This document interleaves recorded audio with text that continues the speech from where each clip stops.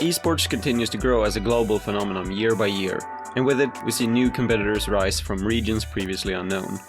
Indonesia is one of the countries within Southeast Asia that is quickly growing to become a staple in a lot of competitive games. With its roots in mobile gaming, it's now starting to get into games on PC. In this episode, we're talking with the streamer and professional Valorant coach, Sleepy. Born in Singapore, but raised in Indonesia, he's been a part of many esports initiatives and will guide us through the scene within the region and give us insight as to what makes it special. This is Nichesports Indonesia. Alright, welcome to Nichesports. This is episode 3 of this season, and this is the first episode where we are actually looking at a region instead of a game, and I'm really excited for this one because this is going to be a bit different, but as usual, I'm your host, The Fur, and with me I have Dave. Hello, Dave. Hey, what's up? And joining us for this episode is the perfect guest for this episode. Like, I couldn't have picked a more perfect guest for it, but Wow. it's Sleepy from Indonesia. Hey guys, that is a bold statement, but I'll take that. No, but seriously, like from what I've known from what you've done previously, It feels like you have a very good grasp on esports in Indonesia, and I'm like super excited to kind of find out more about it. By the way, do you prefer being called Sleepy or Andy? Because I know in your stream people say Andy to you, yeah. but I mean, you can just call me Sleepy. I think that's what we do as gamers, right? We just, I don't. Yeah. So just call me Sleepy. I nickname. think that's perfect. But yeah, call me Sleepy. That's yeah, good. but so I mean, I know you since before, but maybe you could introduce yourself and like, I guess what you do now, but also a bit of what you've done with esports previously. Sure. So, yeah, I'm Sleepy, real name Andy, from Indonesia, born in Singapore, actually, but was raised in Indonesia. So, when it comes to esports, mostly what I've been involved with was with the Indonesian scene. I started gaming pretty young, like maybe 5-6 years old. That was when I first started touching a keyboard and a mouse, and my first ever game was Counter-Strike. So, literally, just from the day I was allowed a keyboard and a mouse, I just started shooting people. So that's why I'm still involved. Wow. Okay. Yeah. And talking about now, I am now currently a Valorant professional coach for one of the Indonesian professional teams, Alter Ego. And I've actually recently started playing for the team as well. So I'm kind of in a mix of coaching, but also playing. So it's actually really fun. But as you probably know, with developing countries, esports isn't really the big thing. Developed countries like the Europe, United States, they have like a head start. People accept esports like a little earlier. While here, we needed to do some convincing to our parents. So there are some stories about how I managed to get my parents to support me finally to do whatever I'm doing right now. And maybe we can talk about that if we want. But yeah, basically I dabbled in different kinds of esports titles, like mobile games, especially because in Indonesia, that's what people are big about, people playing games on their mobile phones.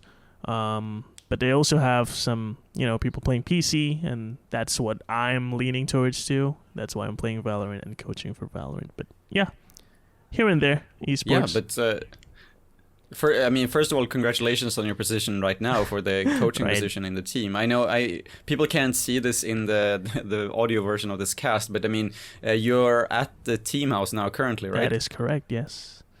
Pretty empty, actually. I'm the only one right now seated in the gaming room, but yeah, it's a pretty nice place, yeah. Cool. So, I mean, because that's a very long story, like compressed into a very short time. Because I know, so from when I've talked to you previously, so we first started talking with when I worked with Auto Chess, which was for a while it was a big thing in Indonesia. That's right. But I know that you mentioned back then that you had a past in CS:GO, and I guess that you were playing that pretty seriously at some point too, right? That's right. So with Counter-Strike, it was pretty interesting. Because, like I mentioned, here in Indonesia, PC games weren't that big because, in developing countries, people can't really afford PCs of their own. So they would have to go to a LAN shop to play these games. And not everybody's allowed by their parents to just go to a LAN shop and stay there for 8-10 hours. So Counter-Strike wasn't that big, but for those who can play it, they will be able to find the communities to play Counter-Strike with, and they'll be like very passionate about it. And I was one of them, right? And at some point, I was really getting pretty good, because I was grinding like 8 hours, 10 hours a day. I started getting banned in service because they just accused me of cheating. And that's the best feeling, though. It was the best, but also the worst, because you start feeling like, God damn it, what am I supposed to do now that people are just banning me? I can't even play, right? So that doesn't matter that much, because then, I just continued playing Counter-Strike.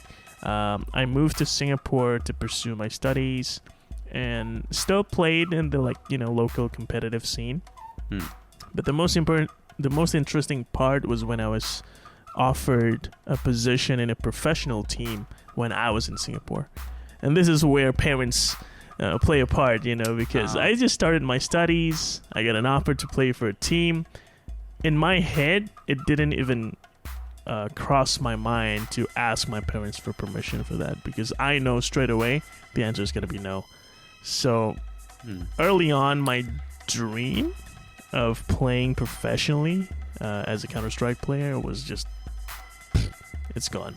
So that was my Counter-Strike story. So I just continued playing the local competitive scene, but it didn't really go anywhere. So that was my story with Counter-Strike.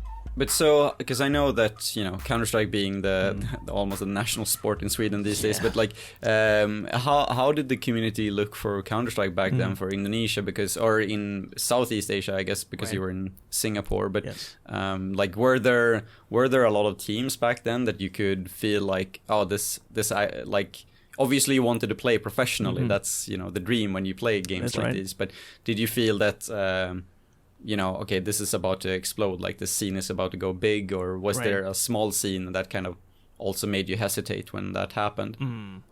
Right. I think it was more of a perpetual state of, just Counter-Strike exists. There are professional teams, but it's limited. So it's never looked like it was going to be like Sweden or the US, North America especially, or Europe in more general. The scene was never going to explode. But as we probably know, like esports people, when they're very passionate about a certain title, they just play because they love to play it, right? And so the scene somehow survives, but it just never got to that level where you can call it like a national or maybe even regional esports title. But there are still people playing, so that's more like. I mean, I really kind of want to ask you more about why you would think that is like, why that is not happening too. But before we get into that, we have a few more questions. Sure. And this one is pretty funny because like I saw a clip on your Twitch channel. So for anyone who doesn't know, like Sleepy streams a lot besides doing the actual coaching. So for me, it's a bit of an interesting experience because you speak in your own language, right? But I'm trying to understand most of it.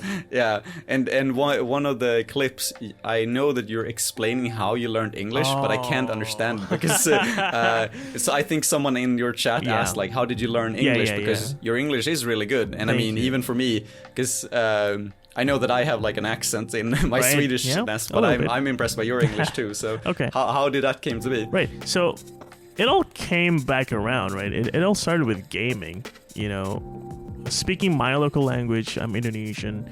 I didn't understand shit. I'm sorry, can I swear on this podcast? Yeah, you can. Yeah? It's okay. fine. So I didn't understand shit when I was playing the games, right? Like PS1, PS2. I was like 5, 6, 7 years old when I was playing those console games. And so it all just came out of curiosity, what the hell am I pressing here? Play, options, what settings, characters, what are these things? I just see them. I know what to press to start playing the game, but I just didn't understand it. So eventually I started like getting really curious. And then, so there's education, started learning English in school, but then always, whatever I learned at school, I tied it back to the games that I play. What can I understand now that I've learned a little bit of English? And it just continued like that. And games was one of them. I started playing Warcraft. There's a lot of story in Warcraft, right? I wanted to understand everything. So learning English was like a tool for me to understand these games that I love to play. So I mean, I 100% understand this because this is the exact same way I learned English. Exactly. Right? Like playing Final Fantasy VII with a dictionary in my lap, so I didn't understand English at all. And then just because what is it? My mom got too sick of trying to translate it for me, so she's just like, yeah, just have this dictionary. And then I sat there like trying to brute force the language. Right. But one of the really interesting experiences by learning English in that way is that, so maybe that happened for you with Warcraft too, but so when you play a game while you're learning the language, you think you have an understanding of the game, but then if you return to the game once your English has gotten better, then you realize like, what the hell, like what this part of the story didn't even make any sense. I thought this guy was evil. No, okay, I guess he wasn't. Nope, it wasn't. Just how you interpreted it. It was really interesting, right? Because English was just something very foreign. And then, you know, because of this gaming thing, you start using it as a part of you when before you didn't even know you needed it. So I think it was a really interesting, like, maybe even educational thing for, like, players. Yeah, I would gamers, say so. Yeah. So, especially for countries like Indonesia, you know, where we are kind of taught to learn English from when we were very young. But we don't really have the tools to accelerate the learning. And interestingly, gaming, something that we also think is very bad for the community, is actually the one thing that can help really well for us to learn stuff like English and, you know, making conversation in English, listening in English, stuff like that. So it's just a overall very unique and absurd and bizarre way of, you know, learning something using something we don't really like. So it's very interesting. Yeah, that is interesting. In the Southeast Asia region, is English the predominant language for video games? Yes, it definitely is. We don't really have games in the local language. Even if we do, they suck too much for us to play anyway. So it's always the English-dominated games that, you know, come here and get played anyway. So, yeah. Hey, but you guys are pros. Like both of you learning English through video games. Like I can't say the same thing, right? Right. I mean, I guess it's just like how you grow up in that sort of environment. But it's interesting to know that that's actually really similar to the Nordics too, because that's also the thing that if it's translated into a Nordic language, we usually hesitate because it's usually really bad quality, or it's like it's not. Exactly. You don't want to play that. No. But so that just kind of feeding off on that is that I'm kind of curious because when I've been listening to the stream, you do mix in. So the language is Bahasa, right? Yes. Is that what I'm? Yes. Right. So we were saying native language, just so we say it correctly. But when you stream and you talk in Bahasa, you do mix in a lot of English. And is that something personally for you, or do you think that is something that is pretty common, like for the community as a whole, to kind of sprinkle in some English words? Because that reminds me kind of both how we talk in Sweden with games, but also kind of how Japanese has begun to kind of develop. Like the more modern topics they have, the more English loan words they start to use and stuff like that. Right. So yeah, I think it's a mix of both personal. Like I just love talking in English since I've quote unquote mastered, like the limited meaning of the word mastered in English. I just love talking in English because I find that it's easier to express some things with the language, especially when it comes to games. With games, there's a lot of things on it that can only be explained in English. Like if you translate it to Indonesia, it just doesn't make sense. Right. So I just use English to explain stuff, and the things that I learn, like, for example, for me to learn stuff about Valorant, watching VODs or analysis from other regions like the US or Europe, it's all in English, right? I think I'm also a little bit lazy. Like, I don't want to translate that to Indonesia for my viewers. So let me just talk in English and you guys try to figure it out. How about you guys learn English instead I translate it for you? So it's more about that. I was gonna ask, like, if you, because since you do have this knowledge in English. I don't know how the English knowledge is in Indonesia overall, but do you feel like sometimes that you become some sort of, with your current position, like a mediator between that, or do people in general kind of understand what is going on in the English streams and stuff like that? Right. So the level of understanding of English definitely varies a lot, like with different people. So sometimes I don't even know, like, my audience, do they understand this level of English, or do I need to, like, tone it down, or do they want more? I don't know. So in the end, I just did me. I just did whatever I feel like doing, and if they understand it, good. If they don't, maybe they'll ask, and if they don't ask, then unlucky. Maybe they'll just leave the stream. So that's something that I was still trying to balance. Am still trying to balance, actually. Like, it's a constant debate whether I still want to do like streams in English, or do I want to do streams full in Indonesia?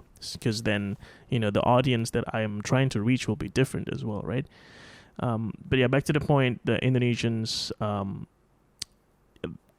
sure they can understand, but sometimes what I appreciate about my viewers is that they're not very shy to ask, and I encourage them to ask if they don't understand anything. So I guess it's a bit of a learning journey together with them as well. It makes it more interesting. Yeah. Yeah, and so, I mean, also just for context for anyone who's tuning in to this, is going to be that, like, you do stream quite a lot. Like, even though you are a coach, you do stream. And I feel like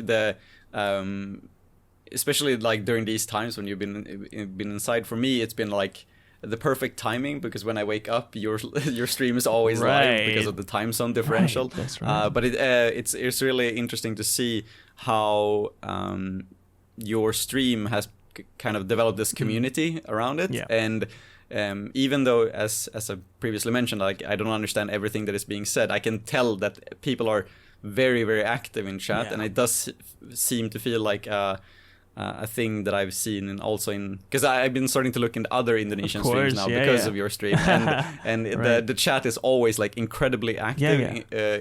It doesn't even matter if it's like 20 viewers or like 50 or 100. It's like, it's always just stuff happening in the chat, which is really fun to see.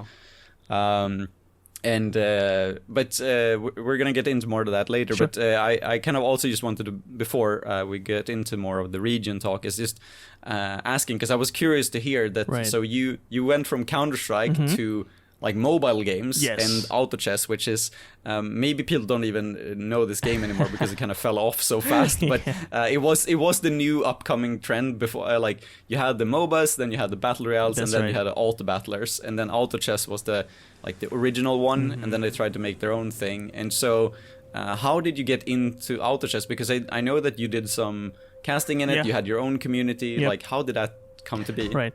So what was interesting in the esports journey for me was that I think auto chess came out in 2018-ish, late 2018, right? Yeah, sounds about right. I had an internship with an investment company who wanted to get into esports. So I was like trying to figure out, how do I make a business out of esports? And it was a tough question. And I think one of the conclusions that I came to was, if you want to get into esports, one of the best things you can do is to get into a title when it's just coming out. And that time it was auto chess, right? It just came up, and it was still a very small niche community. And I thought, if I could be someone in this community, like, someone who started things, then maybe I'll get something out of it if this esports scene grows. Unfortunately, it didn't grow, but I did get I started daily tournaments. I became a part of the community. I became a caster for the community. So for the Indonesian auto chess scene, at least, I was there. And even the global auto chess community, I was starting to get involved as well, because we started having initiatives like hosting global tournaments, because that's one thing that's very good about auto chess, is that you can play across everywhere, basically. Yeah. So I thought it was going to be very interesting because of the global reach, but I guess auto chess isn't that interesting to everyone, so it just kind of fell off. Yeah.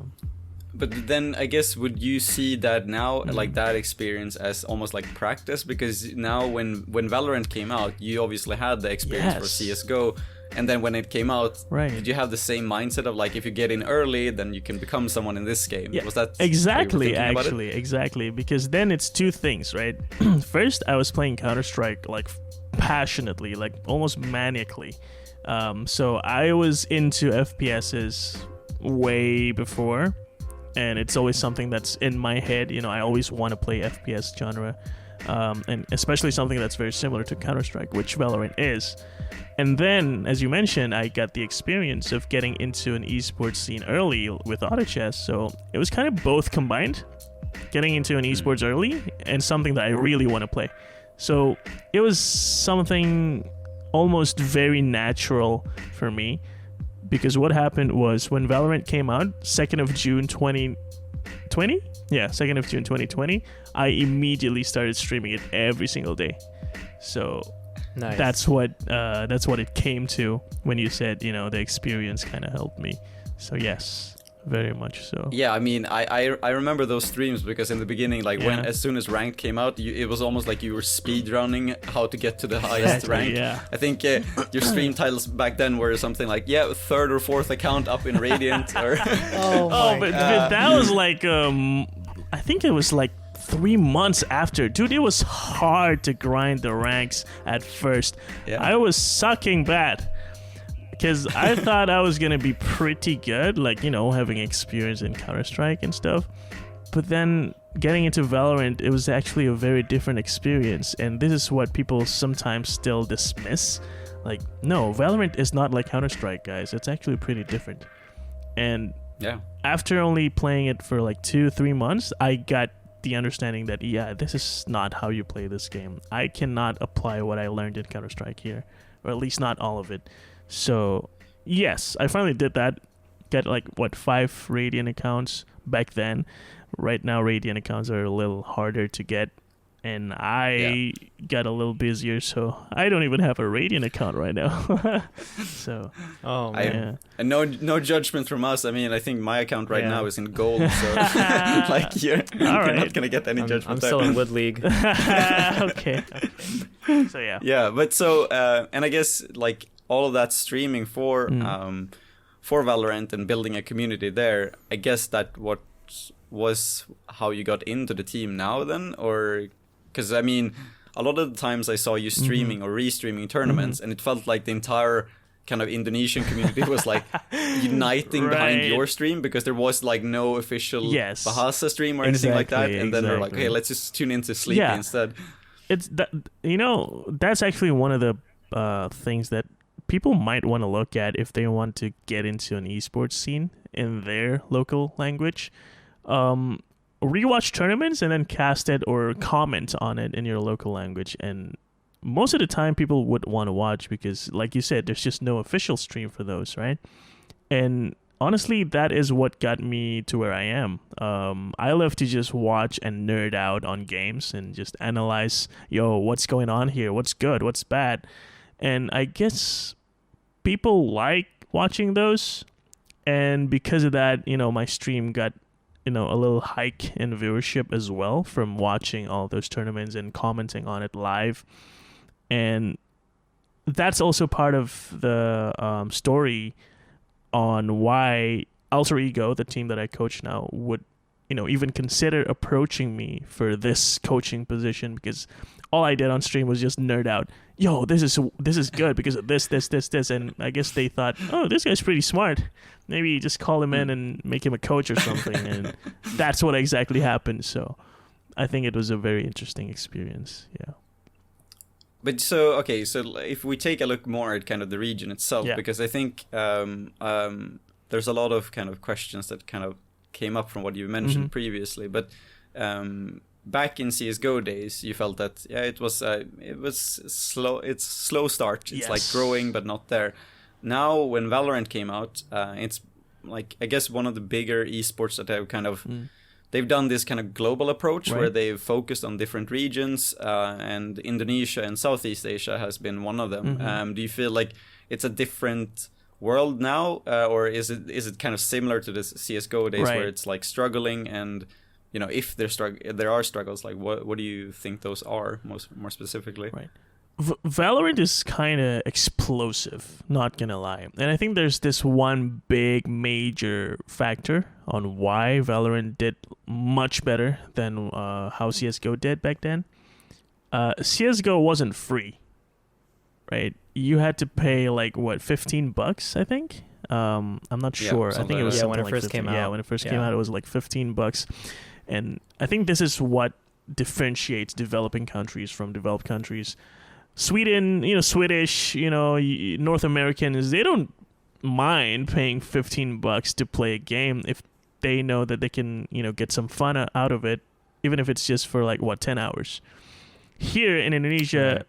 or maybe even the Southeast Asian region in general, we're pretty cheap, man. We don't spend $15 to get a game.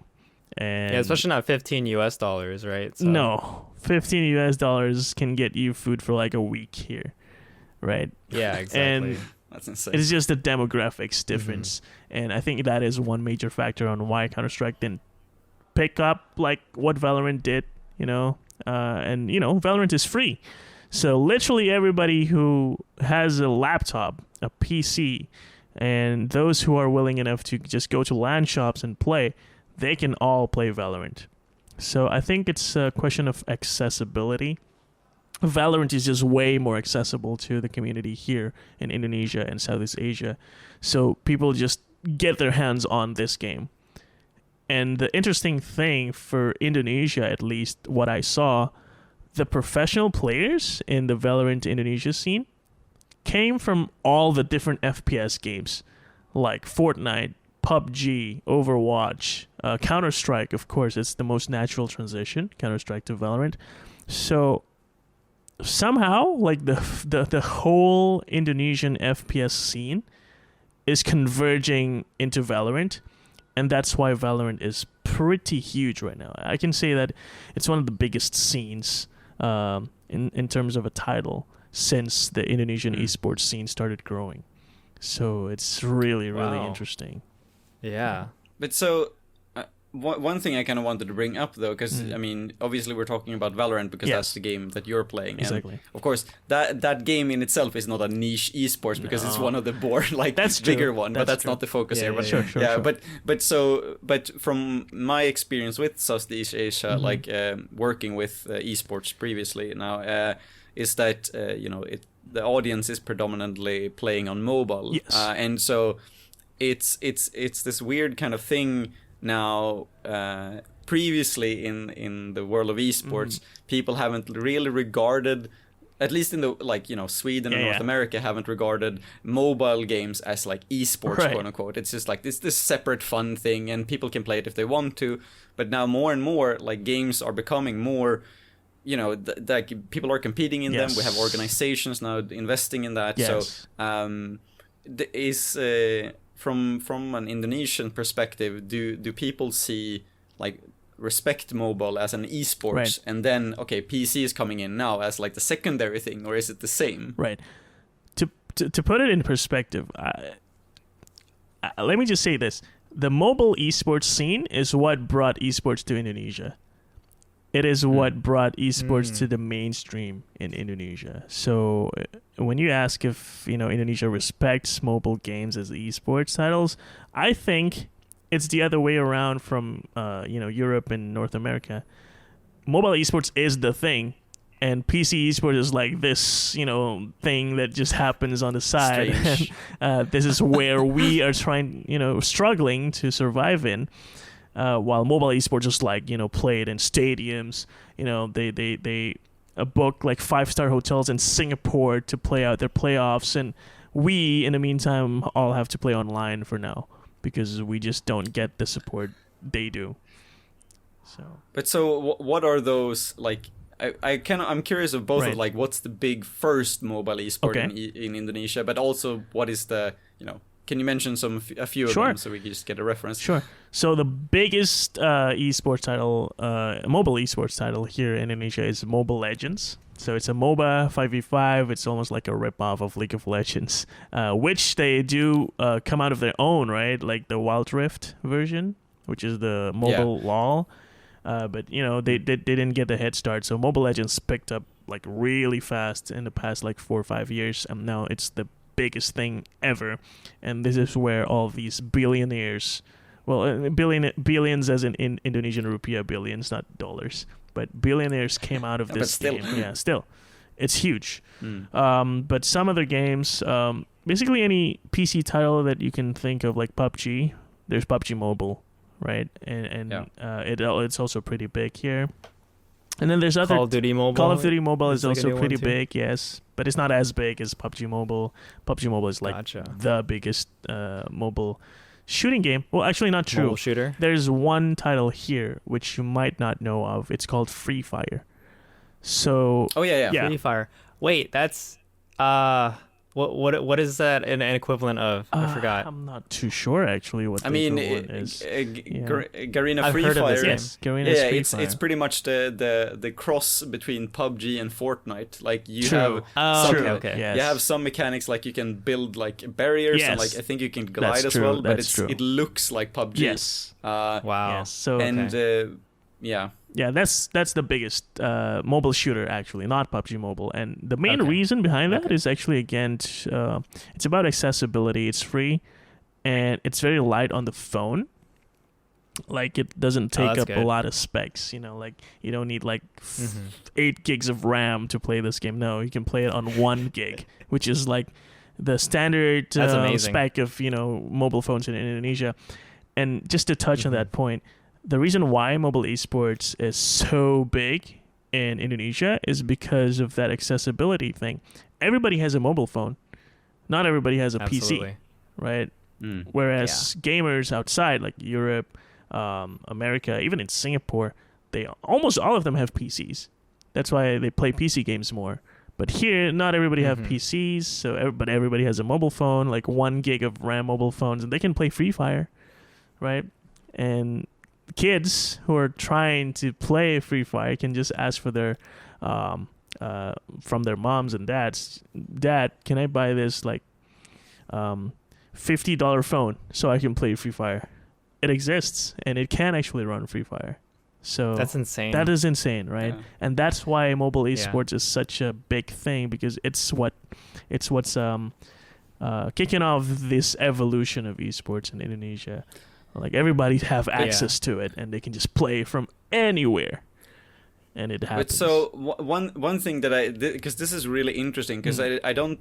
It's almost like the opposites. Like you in North America and Europe, the esports kind of began with PC, and then it's like going into mobile now. That's and then it's opposite in Southeast Asia, and I think this creates like really interesting perspectives too, because I think what makes North America and Europeans go more for mobile now is that they are starting to realize like how easy mobile esports is. Yeah. Like they didn't respect it, but now it's like, I don't have to go to my big rig in the computer room. I can just sit here on the couch with my phone, literally just in the toilet play. while shitting. You can actually play like a $5,000 tournament. Isn't that pretty amazing? And then meanwhile the perspective from Southeast Asia, I guess, is like, I've been enjoying esports so much on my phone. Maybe I should like go harder and then actually get like a PC rig and then like level it up. It's like none of them are like better than the other, I think. But the interesting part, and I kind of wanted to ask you this, is that so now when Valorant came into esports like this, and they're focusing on Southeast Asia and Indonesia included, I've kind of sensed some sort of like hunger from players in that region that I don't really see from other regions, because when you talk, if you take Valorant as an example, I feel like sorry to say this, I guess for Dave, but more that the North American players are very much like, this is, I'm getting a salary, this is a job for me, like I'm gonna earn a lot of money, that is some of the things that you hear from pro players. And then in Europe it's like, they're looking for the stability. Maybe if they play for 10 years, but then they're gonna have a real job later. But this is still a thing.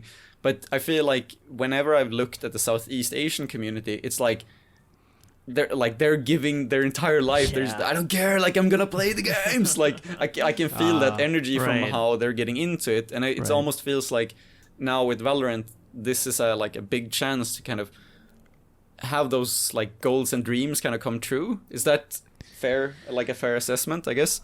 I would say it's sort of on point, but I think it's way more prevalent in the mobile esports scene. That is exactly what's happening in the mobile esports scene. Like literally nobody's from like a very small part of Indonesia. They can just start giving all they got to play this mobile game like Mobile Legends, Free Fire.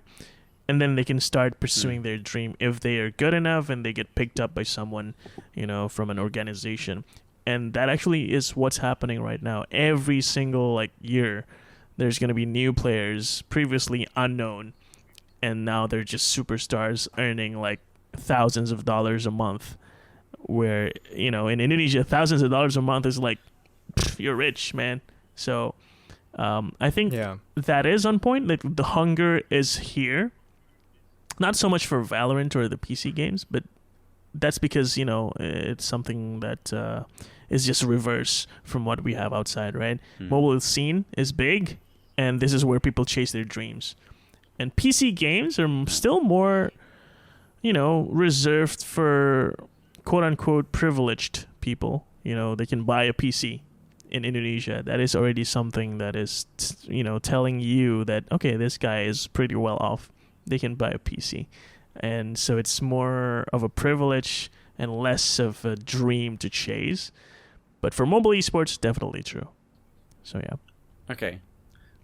So this next question, because I was wondering about this. It was really interesting because I found this the podcast that you hosted actually for like about 2 years ago, the Esports Asia TV show, where you had Alan Cho as a guest, and it was interesting because I was just trying to figure out like, what have you done in the past, and I found this, and it felt so relevant now because one of the initial topics that you kind of introduced into that cast was that you said it doesn't feel like there's a good enough structure for Southeast Asia to get top players noticed and picked up. And I mean, that was 2 years ago. Like, do you feel like anything has changed in that time frame, or is it still in the same space? Oh, definitely things have changed in the past 2 years.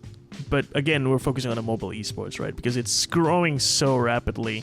Like 5 years ago, we wouldn't even know that mobile esports is going to be a thing. Now it's like the only thing that's relevant when we talk to like commercial people, who wants to sponsor an event or who wants to sponsor a team. Yeah, what teams do you have? Oh, we have this mobile esports division like Mobile Legends, PUBG, blah, blah, blah. And then they'll listen. But if we told them things like, oh, we have a Valorant division. What is that? Like, it's not even relevant, right? Oh, wow. So talking back about the mobile esports scene, now there's a lot more structure because we have leagues for Mobile Legends. And some of these organizations, if they want to take part in the league, they have to pay an entrance fee, much like what you have, with franchising in Overwatch, for example. Yeah, gotcha. And here, that is happening with mobile esports, which is mind-blowing because the fee wasn't really cheap. It's actually $1 million to participate in the league. What? And $1 million, that sounds like Overwatch League, right? Yeah. $1 million for Indonesia is astronomical, dude. And the first time we heard about it, we thought it was a typo. $1 million? Maybe you mean 100,000. Even 100,000 is like zeros, big. But it was not a typo. It was $1 million entrance fee. And the fucked up part is these teams actually buy them, these licenses. And that shows that, holy shit, this thing is big. And with that league, there's structure. Instead of just the main league, now there's a development league. Like, the players and the top teams, they also, sometimes get players from the tier 2 teams. And these are all happening in tandem. And they all have the schedules. They all have these qualifications. They now host these, screenings and recruitments. And so there's this whole thing about Mobile Legends that's already mostly resembling traditional sports like basketball. where there's like different tiers of leagues and people can just start here, and then if you're good enough, you're gonna progress up there, and then you'll become someone. So Yeah, it's really starting to sound like sports, like almost with these kind of franchises. Yeah. But is this only then for Indonesia then, or this league? Right. So for Mobile Legends, which is why it's big, it's also like very big in Southeast Asia. So Philippines, Singapore, Malaysia, basically all the Southeast Asian countries, they all participate in Mobile Legends, and Indonesia specifically very big because of the population. It's like 250 million people. So it's pretty huge, but yeah, it's pretty big. Pretty huge. So then they host this local tournaments, and then they also converge into this regional tournament. So it's a regional thing for Mobile Legends at least. Yeah. But so, because I'm kind of curious to hear more about that sort of aspect, because I think from a European perspective, I think a lot of the times you're kind of used to just. Yeah, but Europe is like its own entity. Like you just include everything in Europe, and it's more. It's almost stranger when you segment parts of Europe because it's not like an official thing. Like the Nordics tournament. It's like it's like it's weird. 5 people, or like when you do the Baltics tournament. I guess it's a game for only the people like from Russia. Like, but so when. I'm kind of curious to hear that with, for example, with the Valorant Masters or Champions Tour, they, initially teams played in different countries like Thailand, Vietnam, or Indonesia, and then they kind of get grouped up in a Southeast Asia finals. And I'm kind of curious to hear, like, do you feel like it's a better thing that Indonesia is like building their own kind of ecosystem, or do you feel like Southeast Asia is like a grouping people are comfortable with? Because I don't know the relations between these countries either, so I don't even know if that's something that people would like to. And I think a lot of people, me included, when I started working with esports, kind of misunderstand some of the segments in both Asia and Southeast Asia. Like, people can be like, oh, why don't Asia just host a tournament? It's like, what do you mean? It's like West Asia versus East Asia doesn't even work. 300 ping. Like, that's true. That's true. Yeah. I personally would love to see a model based off of Europe, where all these different countries and regions, like like you said, Baltics, CIS, Nordics, and then everything else, just grouped into one, and just have this centralized tournament that would invite the viewers from all these parts of Europe, right? So then the numbers are then going to be very big. Yeah. The problem we have here in Southeast Asia is that we don't all speak good English, man. So communication can be a bitch sometimes here. Like we can't even host tournaments when different people from different countries can't understand how to register for that tournament. You get what I mean? Yeah. Right. So I see. I don't think that's a problem in Europe, because everybody speaks like, a very standardized level of English, where you will understand what you're trying to do and say, and you will be able to participate in a centralized tournament. You can't really do that here in Southeast Asia. So I think that's the main reason why Riot somehow figured it out, by the way, that they should host tournaments locally, like, have a national tournament for Indonesia, Philippines, Thailand, stuff like that, and then bring all these champions together. Then it's easier, right? You don't have to handle like 500 different teams from 6 different countries. Instead, you're only handling like 10 teams from 10 countries. So it's easier to manage, and I think that's the model that works for now. I definitely wish we can have a model like Europe, where we can just have one tournament and then everybody just tries to get into that without having to go through national championships. But in Europe, wouldn't you start with like regional tournaments as well, or is it kind of like a full like ESL, like full European Union type of thing going on? Yeah, it's like European Union. It's very much interesting way of saying it, but yeah, like the EU or like just Europe. I think in like usually, I think it depends on the like how many teams there are. Like if they feel like that the Nordics can sustain their own qualifiers to build something to kind of get a better kind of value out of that, I think they do go for that. But I think it has gotten to a point where people are just like the European League, and then, but and there are places in Europe where the language. I mean, I get surprised of like how low level some parts of like Germany has. Like you just expect that they speak English, but no, they don't. But it is very interesting that I think. One big part of it is the what you say, like the European Union, is that you kind of underestimate the what is it, the relationships the countries have themselves. Like traveling within Europe is so easy that you don't really have to think about it. You just like, especially within the EU, you just drive your car over the border and you say like, yeah, I'm going into Germany, see ya, and then you just like go, like you don't have to, there's no like, because there's this like, I guess, common trust within these countries. But I think that is something especially Europeans take for granted, and then when you go into other parts of the world, you're like, oh, what? There's a border here? Like, oh, they speak another language here that they don't speak. Yeah, like you don't. Like if you go to, like when I went to America the first time, I was surprised of like how many checks there were to get into the country. I'm like, why don't you just like, in EU you have the passport, boop, and then you just go in. That's no good here. Yeah.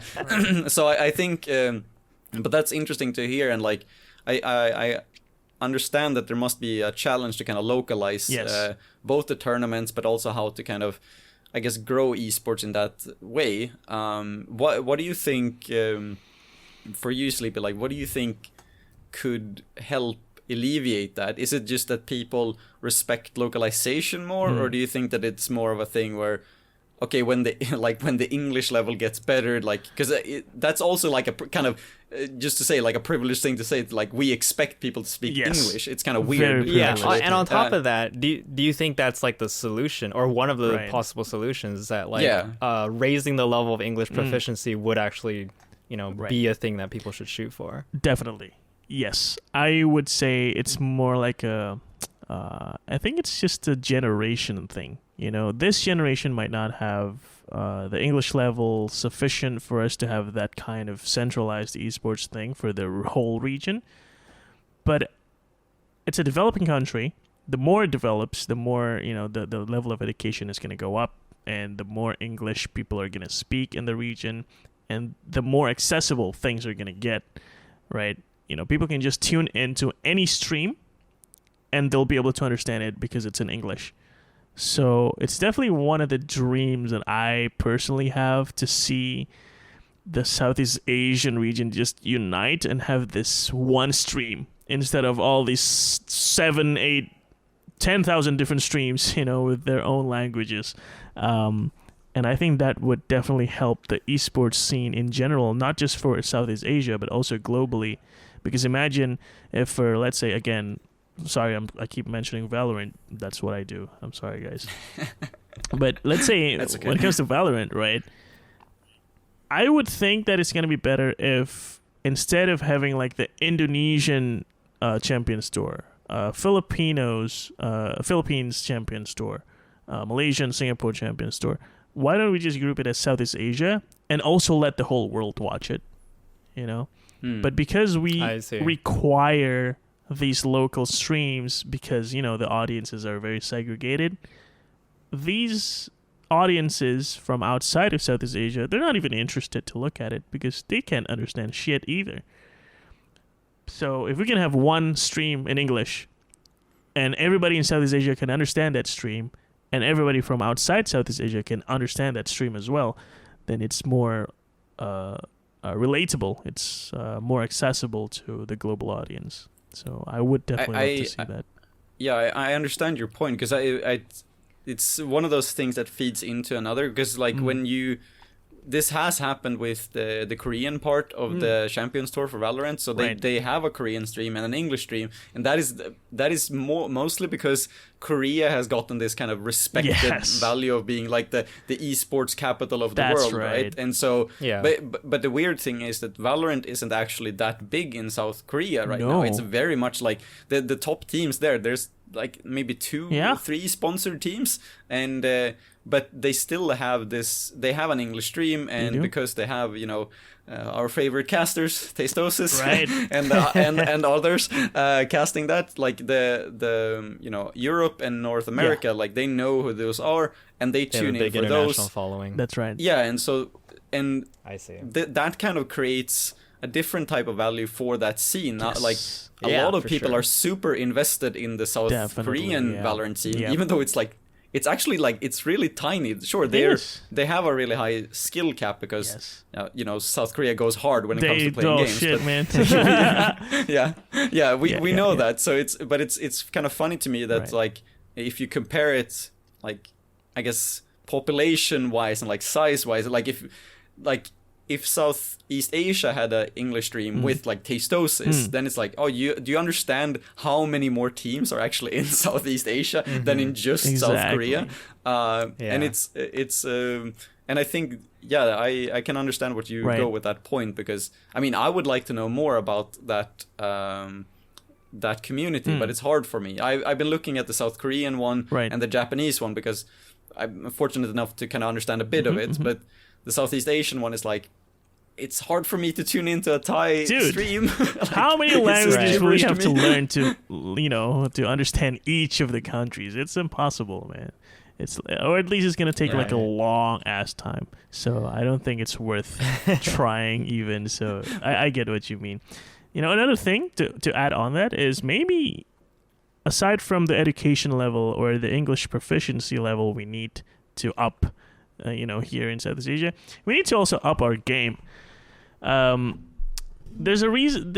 For some reason, the Indonesian Counter-Strike, Valorant, or any of these PC game scene, our skills are just way below those in South Korea, Europe, and North America. It's almost like there's this ceiling that we can't seem to break. And I'm trying to figure it out as a coach, like how the fuck do I get my team to compete internationally? And I still struggle with that. And even other Indonesian teams also still struggle with that. So maybe if we can up our skill, then maybe we can reach the global audience as well. I mean, so this cast, obviously we invite people for the guest as an expert, but I feel like I want to put my opinion into this Sure. basket Of course, too. I think a lot of from what I've seen in esports, it's just it's the stability that gives people the ability to be better. Right. Because it's like, I think when you take a look at how Sweden and South Korea has developed in esports specifically, the reason I think Sweden has developed so well in esports is because in the late 90s, the government was like, oh, computers definitely going to be a thing. Right. Let's have people, you can take a part of your salary to buy a PC and get good internet. And then they just made good internet for the entire country. And like at that time, to ask, did it just give PCs to everyone? Just like... No. So there was a thing where the government was like, okay, you can take a part of your salary to buy a computer, so you have a family computer. Oh. And so they introduced that very early, and then suddenly the entire country had a computer. Okay. And then with good internet, yeah, cold outside, dark outside, people said with the computer, and that led to people playing games. Right. And I think for a lot of kids, it was just like, I don't want to go outside when it's like 14 minus Celsius. It's like it feels like I'm dying slowly. So you play the games instead, and then that kids playing games, if they have enough time, they're just gonna get great at it. Meanwhile, I think in South Korea, it's become this more of like I guess how they look at hard work and like talent and like how they go so hard for work life. I think they've kind of translated that into games, and not being a stranger to games is a weird thing. They kind of accept it. Oh, it's a product, you can work with it, and we have talents, like they have K-pop bands, now they have gamers, so it was very easy for them to translate that. Oh, that's a really good point. Yeah, because I was gonna say I feel like there's a lot of similarities between Sweden and South Korea in terms of like, oh, we have the infrastructure, right? Like South Korea was just like, we're gonna lay down optic fiber everywhere so that everyone has good internet. Like everyone is jealous of South Korea's internet, right?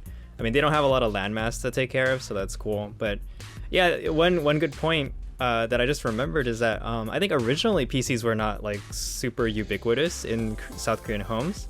If anything, the PC bang, like the PC cafe, was a huge thing. Yes. Like I remember growing up, I grew up in like a Korean diaspora population. So like I'm not Korean, but then like I went to school with a lot of Korean kids, and like I remember they would always talk about like, oh, you want to go to the PC cafe after school? I was like, what? Right. Like, you guys like go to a cafe and play games together, you know? Like, and I'm sure that came from like, you know, South Korean culture, you know? Yeah, and I think that kind of thing is how that builds. It's like in a long-term sense is what I would believe to build the skills for a game. Because I think now when you've had these conversations of like EU versus NA has had a more tough time because, like USA, the internet is actually not that great in parts of America. Okay. Yeah, and so multiple parts of the country. Right. Yeah, and so you kind of underestimate that, and also this kind of thing of North America being very top-heavy, and so either you get a chance or you have nothing. And that's very hard to kind of build skills and structure on that. But to me, it sounds like Southeast Asia is kind of heading into that direction, but they have skipped the initial part of the PC world where they're just like, oh, we've had mobile esports for so long. Yeah. I think that's the like the good plan, quote unquote, because you know, accessibility. That's right. And I think, you know, I was just gonna point out the thing that Dave mentioned about, you know, infrastructure and stuff. You know how Koreans, they have PC bangs or PC cafes. We have that. In fact, that's one of the biggest things that we have here. You know, people just go to these PC cafes after school. They play. But a part of it that contributes, I think, is the culture. You know, government support actually also plays a role, right? Like, you know, Defer mentioned, the government is actually encouraging people to have PCs at home, while here, when kids try and, you know, convince their parents, Mom, I want a laptop, Mom, I want a PC. Fuck that. You're not gonna have a PC. You're not gonna play games all day. So culture definitely. What is the alternative? Like, what do they say instead? Like, are you gonna go out and play football? Yes. Or like, what is the? Actually, no. Yes. Yes. Actually, it's not always cold and dark outside here, man. The weather's good in Southeast Asia. The weather's good. In fact, it's too good. I don't want to go outside. I want to be in Sweden, man. So, yeah, that's what that actually is what people say here. Instead of PC games, go outside, socialize, play sports. And gaming is just this bad thing to be involved with as a kid. Oh, I see. So it was a slow start. But now that people are, you know, there's this guy who was an influencer in Mobile Legends. He's like the biggest personality in the game.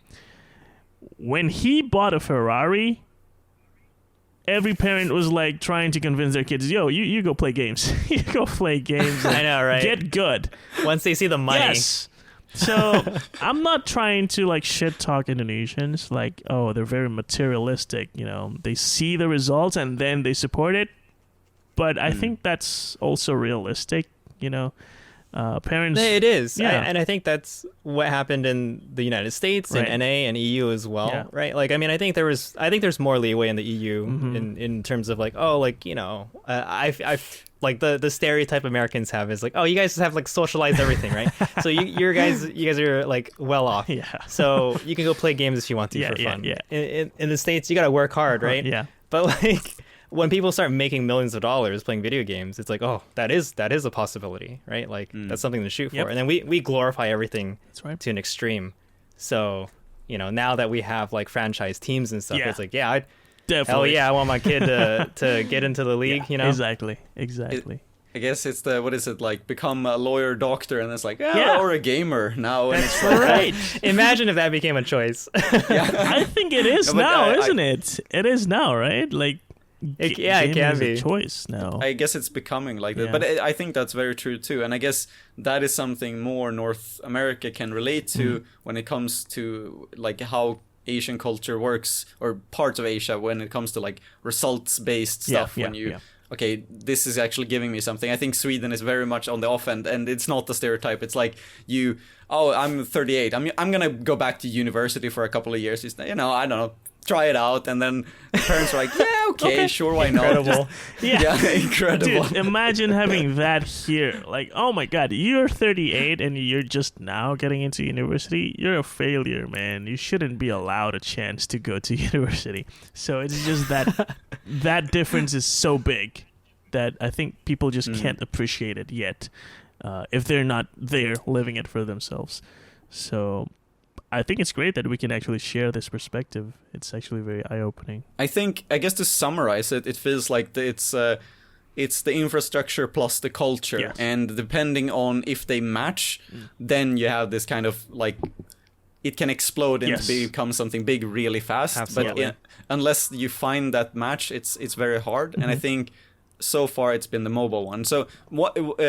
But one more question before we kind of go more into the community in Indonesia. I kind of also wanted to ask, as you know, I've mentioned this on my stream several times, but it's really funny to kind of, as a Swede, we like to make fun of like Norwegians and Danes. we just we shit on each other constantly, and it's very funny. Like when I was in Japan and we were meeting people from Japan, we were like, yeah, screw those Danes, they're idiots, and they're like, yeah, you're idiots. And then we ask them like, oh, but you guys think about this with Koreans, right? And they're like, no. Like, we don't hate Koreans at all. I'm like, I don't hate Danish people. I just like to make fun of them. Talk them, yeah, and I'm wondering if that's because we've talked about the other countries near Indonesia, like Malaysia or like Vietnam. Does there exist some kind of like rivalry, right? Or is it more of like a unity that we are trying to build Southeast Asia together, or is it just like screw Malaysia, Indonesia, woo? Like, okay, how many countries in the Nordic region differ? 5, 6? Oh yeah, I actually posted like an image showing the graphic for Dave, like some day. Yeah. But so the Nordic countries would be like Iceland, Norway, Sweden, Denmark, and Finland, right? So 5, right? Yeah, we have about 10 or something like that, and that is exactly double the amount of hate as well. We just hate everybody in the region. But not like hate. It's more like we always have something to say about another country in the region.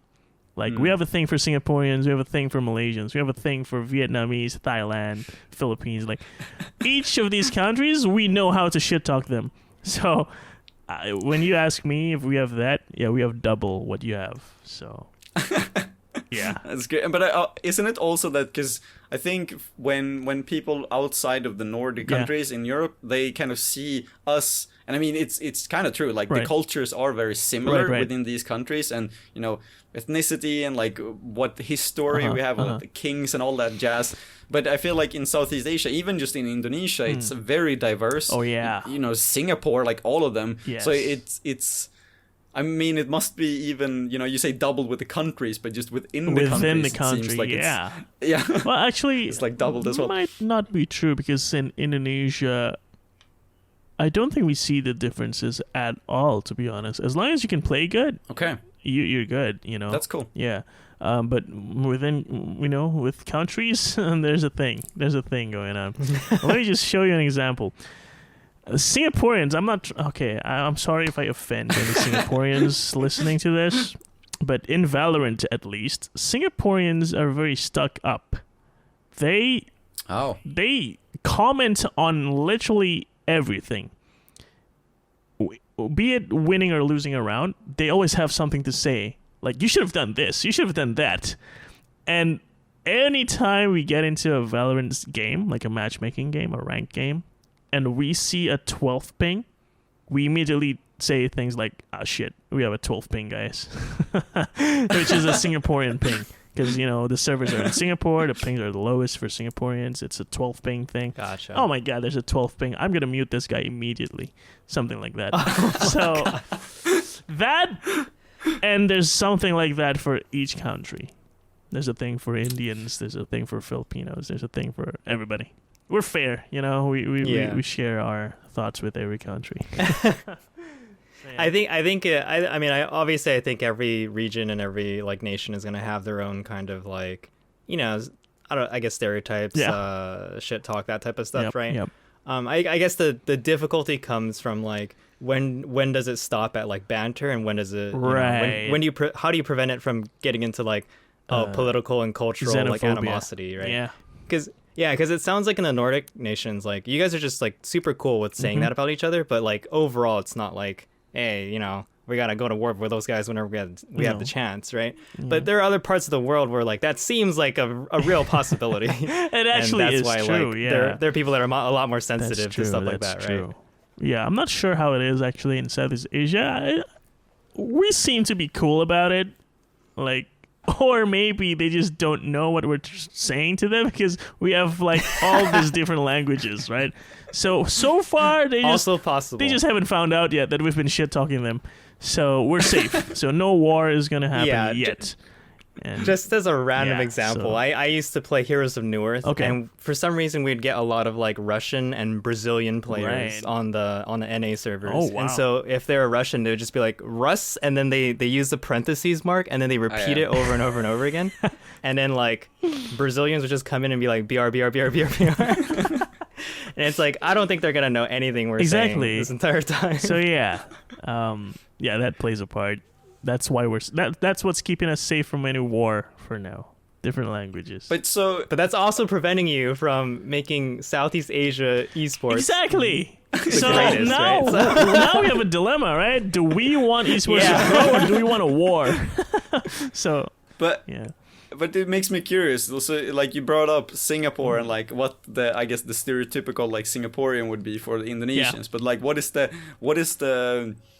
I guess stereotypical Indonesian in the games too, because like we've talked about, and I've mentioned that earlier, because one of the things I've really kind of caught when I've been watching both your streams and the Indonesian streams is that everyone's like super sociable. Whether it's like, and to me actually like seem very happy, even like joking around a lot and stuff like that. Is that like a really common thing when it comes to Indonesian players? Yeah, I think it is. Like in general, Indonesia is just very sociable. So we just talk, we love to chat. So the streamers and the streams, the live chat, they're all very lively. And honestly, I think it's one of those things where if you're a stereotype, you don't know you're a stereotype. So if you ask me what the stereotype is for Indonesians, I actually don't know. So like I don't know what Singaporeans think of Indonesia or what Malaysians think of Indonesia. I'm assuming there's something. Yeah. And I just don't know it. Yeah. It's interesting to hear though. Yeah. And it's kind of cool to see that sociable culture kind of extends into Twitch chat too, which is kind of weird because usually whenever you mention Twitch chat in any context, you're like, oh god, you gotta shake your hand or just shake your head. I mean, like it's just, oh god. But it's been so fun to kind of get into those streams. Right. And at some points, it's been like, oh, here's the Swedish guy, and everyone's like, hey, Swedish guy, and I'm like, yay, like I'm coming into a room with like a party or something. Yeah, but that is actually pretty cool, right? Everybody just knows that. Yeah, I'm talking about Differ. Differ is that guy. So everybody knows who Differ is in my chat. So I think that's one of the cool things about Indonesians. They just, they're very social. That's it. But in general, like when people stream in, because we haven't talked a lot. I mean, I worked with the Southeast Asian esports scene with my previous job, but I guess it's like not very well aware that Twitch isn't the de facto streaming platform for Southeast Asia, right? It's usually either YouTube or Facebook. That's right. So, and I guess that was the platform that you used too. Like you used YouTube before, but then you switched to Twitch. Yeah. Right? So Twitch is more of a personal preference for me. And yes, you're right. Definitely the predominant platform for streaming or any content whatsoever related to esports would be YouTube.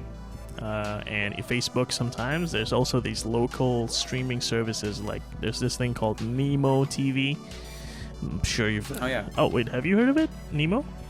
Yeah. Okay. All right, you worked on the region. It was my job. So, okay, I'm sorry. Like, I had to... Yeah, okay. So, you know of Nemo, right? That helps. That's one of the streaming platforms that we do use here, but mostly for the mobile esports scene. PC games, we don't really dabble with Nemo.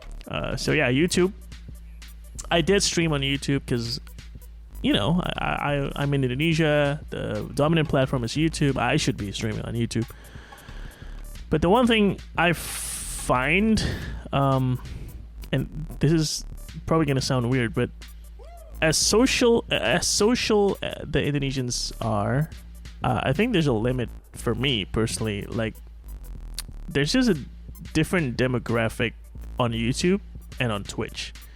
The people on YouTube are, I don't want to shit talk them, but people watch on YouTube because here in Indonesia we have a thing with our mobile plans, our data plans. You can watch YouTube for free.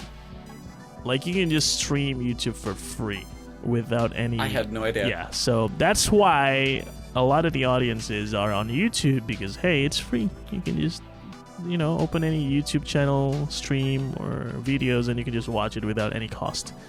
But Twitch is not covered in the data plan, right?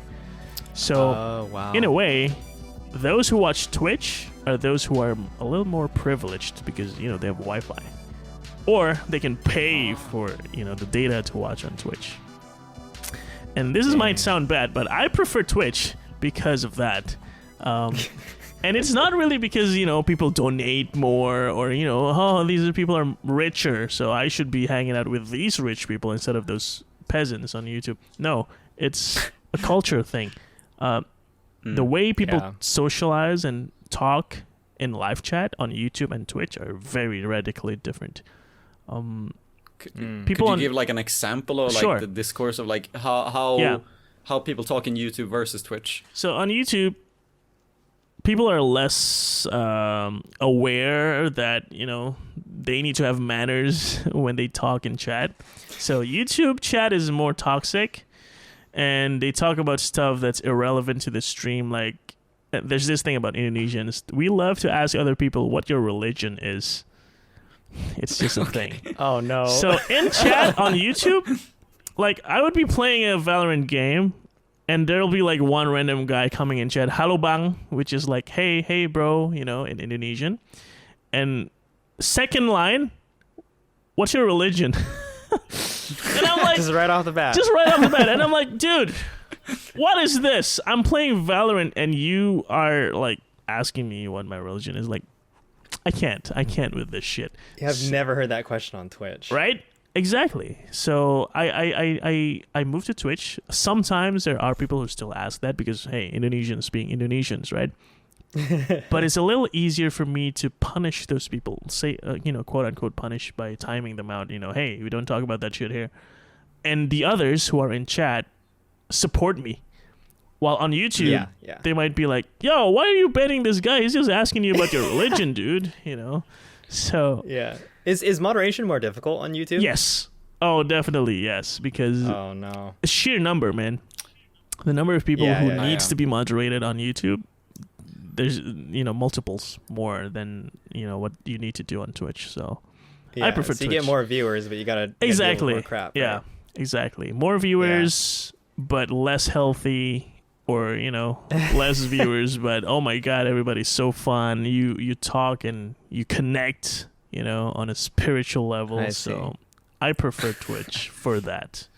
I've heard something similar. Right. Like I've heard something along the lines of like on YouTube, people will just come into your live stream and just be super random and like have zero courtesy for like you as a person. That's right. And anyone else, right? Mm-hmm. I feel like Twitch gets a lot of shit for like as a company and stuff like that, but like the culture it's fostered, for better or worse, like it really is really tight knit, right? Is. Like I've noticed that Twitch etiquette is like legitimately a thing. Yes. So I totally feel you on that. Like people know how to conduct themselves on Twitch, and they just fit in for the most part. Yeah, for the most part. I mean, this is super interesting to me because like the image the view I've had of this from my perspective, and like I guess as a Swede or European, is that like so Twitch to me is the platform where you can be like totally kind of anonymous, like you can just create an account and just like spam stuff in chat. True. And sure you get banned, but then you can just make another account and then just do that.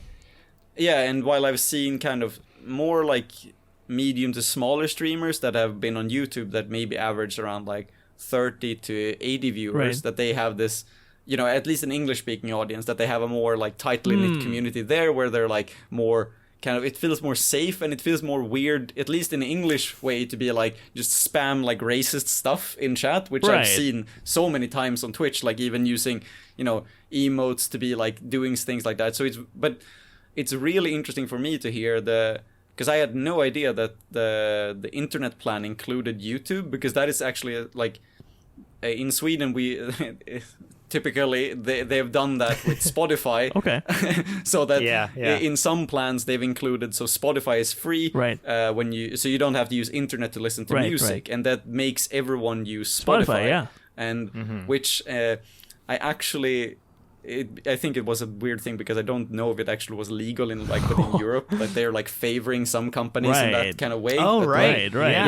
And so that's true. It was a big discussion, and then everyone stopped talking about it. So I don't know about that, but it's interesting to hear that. Okay. Yeah. Hush, man. But it's interesting to hear that because I know about that concept from that in Spotify in Sweden, but I had no idea that it's been used for streaming, because YouTube, that changes the entire like relationship that you have for those platforms. That's right. That's insane. That's YouTube wanting like Indonesian money then. Exactly. You know? Yeah.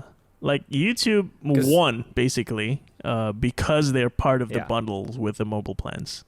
So that's why YouTube is the thing. Yeah, because I guess that is specifically for Indonesia, right? Because that's one of the things I was trying to figure out when I did work with esports, is that, so we were like, okay, what streaming platforms and stuff like that. And when we looked at Vietnam and Thailand, it was Facebook. But then Indonesia was the only country that it was YouTube. And we were like, we had no idea what it was. And there's like, there you go. Now I find out.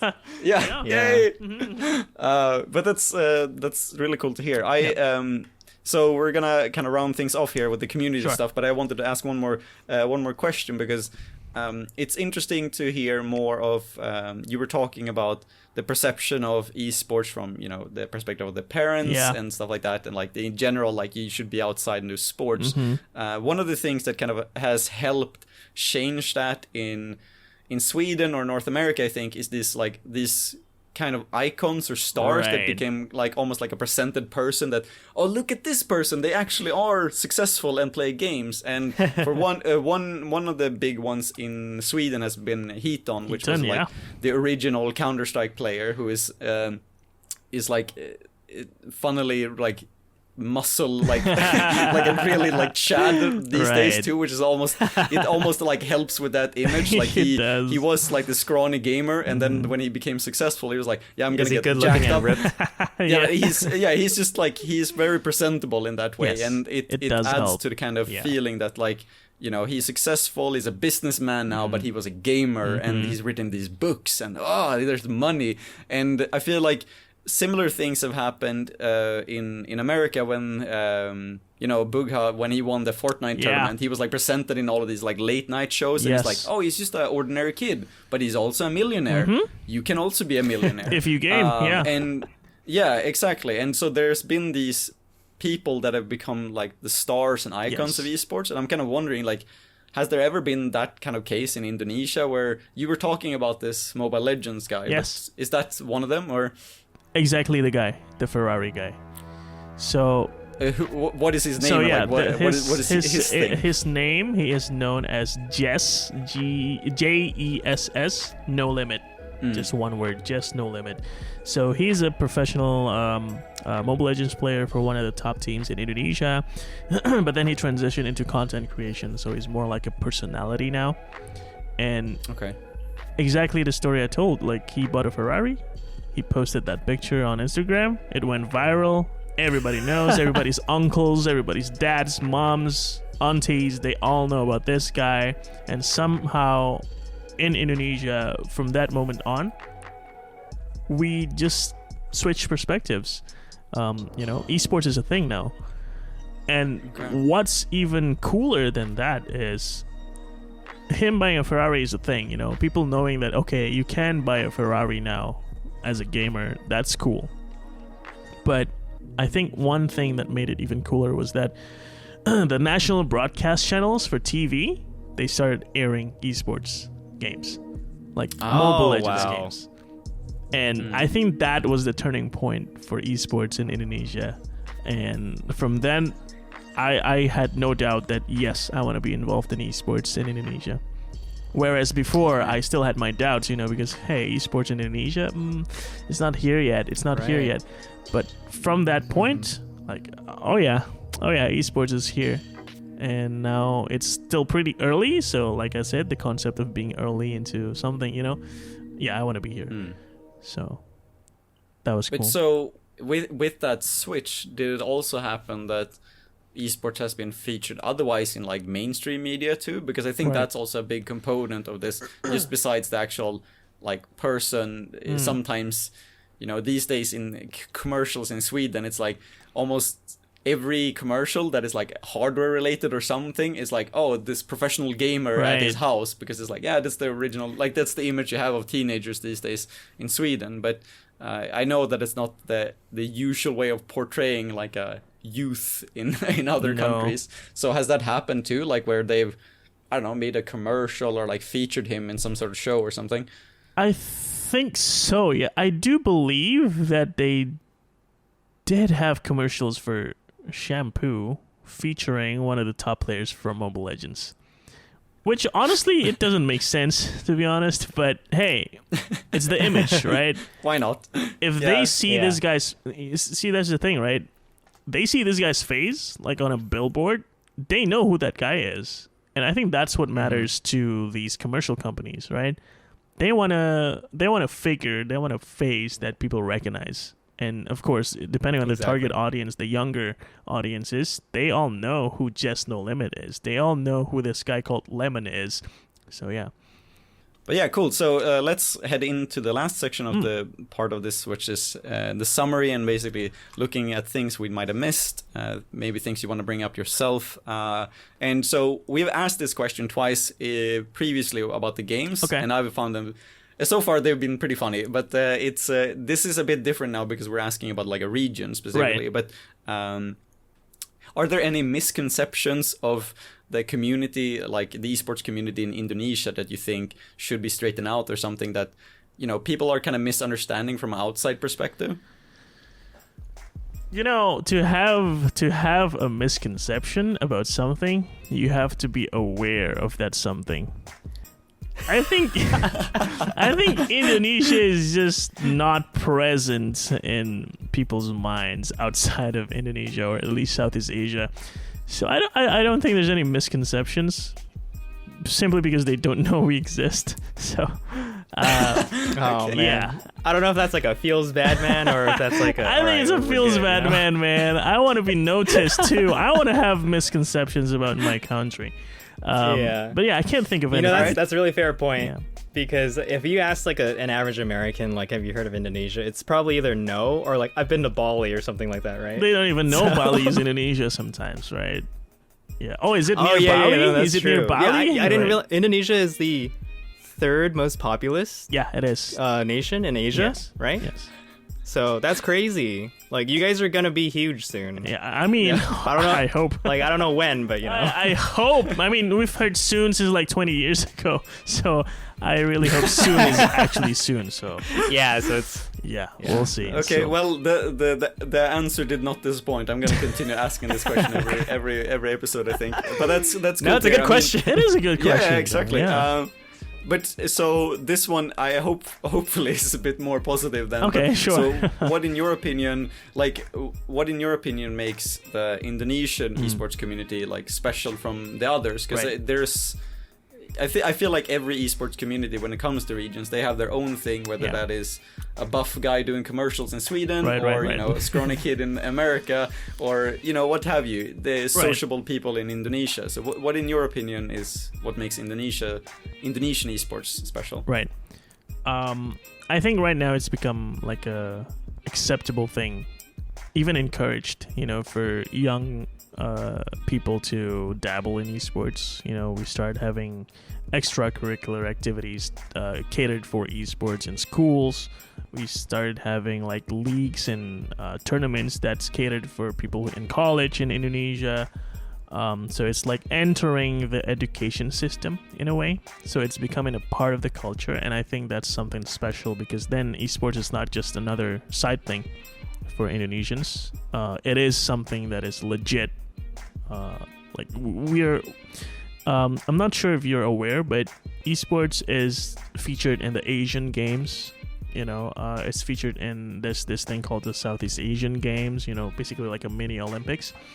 So, esports players are now called esports athletes in Indonesia, and we actually can be heroes for our country for winning gold medals at these events.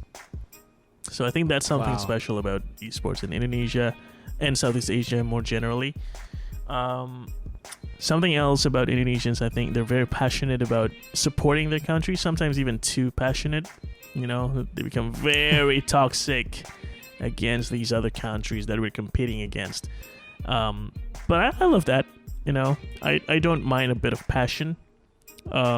Seeing that when we're playing, for example, at the Valorant Southeast Asian Masters, when our team was playing against other teams from other countries, oh my god, the support from the Indonesians was very much there, and I really love seeing that. So I just hope that keeps up, and maybe less on the toxicity, but overall I think it's a pretty good thing. So I love it. It's great to hear. Yeah. Before we go, do you have any shout-outs you'd like to make? Maybe to your team, or maybe just people watching your stream? I think I would love to just shout out Twitch chat. Like everybody who's been, following whatever I've been doing personally, and everybody who's just, passionate about esports. They love esports. They want to see esports grow. I think you guys are the foundation. We're like the generation on which esports is like becoming a thing. So we all play a part, because we are interested in esports. Esports is a thing now. So I think that's great. So yeah, shout out to Alter Ego. Shout out to Defer, Dave. Thank you guys for having me. And Defer especially because, we go way back. Like we were just doing auto chess things. And now, we can talk about esports, and specifically for a region. So I think that's pretty cool. I think you guys, something I wanted to tell you guys did a pretty damn good job, like, understanding Indonesia through the questions you asked. Like, holy shit. Yeah. I was going to say that was all Defer, dude. Okay. I mean, damn. We tried to do some research here at least so we can enable the guests. But I think that's impressive, man. So I think keep this going, guys. I think this is very interesting. So yeah, that's it for me. Cool. Well, thank you for coming on, Sleepy. It's been a great time to have you on and hear more about both you and the Indonesian region. So thank you. Thank you. Thank you, Sleepy. This was Nichesports Indonesia featuring Sleepy. Thank you for listening, and if you'd like to support us, you can follow us on Twitter or subscribe to us on YouTube at Fellows TV. A special thanks goes to Scrimps for providing us with the music for these episodes as well. Check them out on Spotify if you haven't. We'd also like to hear from you, what you thought about the cast, and if you have any suggestions for a future episode, whether that's a niche competitive game or region. You can join our Discord, which is in our Twitter bio, and tell us what you think. We'll see you in the next episode of Nichesports.